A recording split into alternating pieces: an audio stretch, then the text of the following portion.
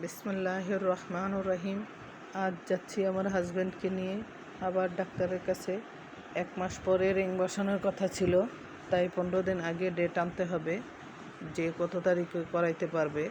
তাই আজ ডেট আনার জন্য ডাক্তারের সাথে যোগাযোগ করতে যাচ্ছি।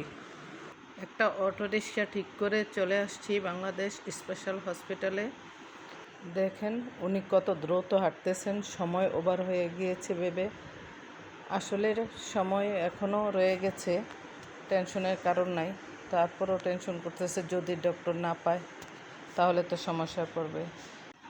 ডাক্তারের কাছে যাওয়ার আগে ওজন, প্রেশার এগুলা মেপে অপেক্ষা করতে হয়। অপেক্ষারত অবস্থায় খুবই টেনশন করছিলেন যে কি হয়, কি বলে ডক্টর। যাই হোক, ডাক্তারের কাছে আসার পরে উনি সাজেশন দিচ্ছেন কি করতে হবে। উনি ডেট দিয়ে দিয়েছেন আগামী মাসের 22 তারিখে।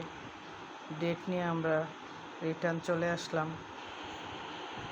এখানে এসেও সে টেনশন করছে, টেনশন যেন ওনার পিছু ছাড়ছে না। আমরা রিটার্ন আবার একটা অটো রিক্সা নিয়ে বাসার দিকে চলে আসছি। আজ এই পর্যন্তই। আবার দেখা হবে অন্য কোনো সময়ে, অন্য কোনো ভিডিও নিয়ে। কেমন? আল্লাহ হাফেজ।